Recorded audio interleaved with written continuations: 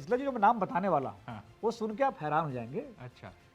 जो गैर कायस्थ है, बांकीपुर सीट से गैर कायस्थ जाति के उम्मीदवार को जो उतारने की बात है, उसमें एक बड़ा ही चर्चित नाम, बड़ा ही चौंकाने वाला नाम है भोजपुरी गायक पवन सिंह का।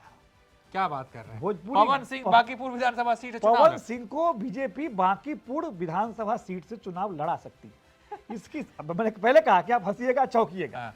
तो देखिए, गैर कायस्थ उम्मीदवार, और जो आपने कहा कि बीजेपी की प्लानिंग है कि वहां मार्जिन को बढ़ाया जाए, एक मैसेजिंग दी जाए, ठीक है, तो वहां एक high profile high weightage candidate को उतारकर सीट सिक्योर करके, चूंकि पवन सिंह का ड्यू भी है, पवन सिंह का राज्यसभा ड्यू है, पवन सिंह का लोकसभा ड्यू है, सब ड्यू है, तो उसको एक फुलफिल करने के लिए, अभी आपको याद होगा राज्यसभा चुनाव में जाने से पहले पवन सिंह की मुलाकात हुई थी नितिन नवीन से दिल्ली में, तो उस दौरान कोई खबर नहीं निकली, ठीक है, चर्चा हुई कि भाई राज्यसभा जाएंगे वो, लेकिन उस समय कोई कॉम्बिनेशन था नहीं, उपेंद्र कुशवाहा गए, तो उसके बाद ही बहुत तरीके से इस खबर को निकाला गया, पोक किया गया कि आखिर खबर क्या पकी है।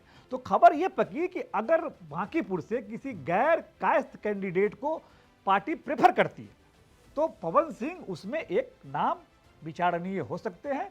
तो पवन सिंह भी बांकीपुर सीट से, और देखिए वहां वो कोई कास्ट कॉम्बिनेशन काम नहीं करेगा अगर पवन सिंह आएंगे, अगर कोई देखिए अब कहानी क्या है, जो आरजेडी का कैंडिडेट था, आरजेडी का जो कैंडिडेट था ना पिछली बार, वो वैश्य बिरादरी का था। मैं फिर से कह रहा हूं कि देखिए अब उस समय क्या था, उस समय सिनेरियो ये था कि भाई एनडीए सत्ता में आएगा कि नहीं आएगा, उस स्थिति में वहां से आरजेडी को इतने वोट मिल गए। अब तो श्योर है ना कि सम्राट चौधरी ही बीजेपी के मुख्यमंत्री है बिहार में, और अगले 5 साल तक बीजेपी का राज रहेगा बिहार में। ऐसी स्थिति में वहां बीजेपी की जीत तो तय है।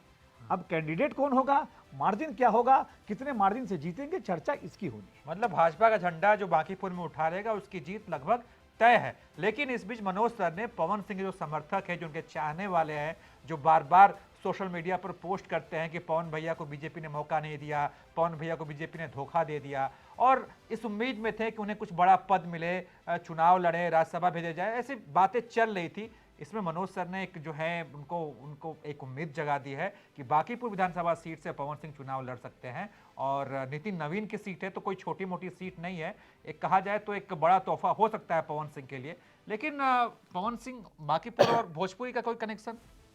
देखिए, जब बड़े लीडर चुनाव लड़ते हैं ना, जब बड़े लीडर अब मैदान में उतरते हैं तो उनके लिए कोई कनेक्शन नहीं रहता है। पवन सिंह को क्या फायदा होगा बांकीपुर में चुनाव लड़ने से? विधायक बन जाएंगे वो। एक्चुअली देखिए, पवन सिंह अपने सीटों को लेकर भी बड़ा वो रहते हैं कि हमें इस सीट से लड़ना है। जब आरा में उनको कह रहे थे कि नहीं, हमें आरा शहर सीट, अब आरा में चुनाव 5 साल बाद होना है ना सर, अब बात समझिए किसले जी, अब तैयार हो गए वो 2029 में। अभी क्या है कि आपके नाम के आगे माननीय लग जाएगा, माननीय विधायक पवन सिंह। माननीय विधायक। देखिए वैसे अगर बीजेपी जीतता है, अभी जीतता है ना, और उनको पवन सिंह की एक जिद है कि हमको जो है जनता की अदालत से चुन के जाना है। उनको मतलब एक जो सोर्सेज ने बताया कि भाई वो विधान परिषद और राज्यसभा के रास्ते नहीं जाना चाहते, वो पब्लिक से चुन के जाना चाहते हैं, एक मैसेजिंग करना चाहते हैं, उनकी इच्छा है। तो उस इच्छा को फुलफिल करने, और आप एक चीज और बता दूं मैं आपको, अब पवन सिंह को सिर्फ आप देखिए, बहुत राजनीति में बहुत चीजें महीन होती है, बहुत चीजें जो है उस हिसाब से होती है। अब पवन सिंह खाली विधायक थोड़े बनेंगे, पवन सिंह जब जीत के जाएंगे तो पवन सिंह मंत्री भी बनेंगे। अब इसको इस तरीके से देखिए। ठीक है।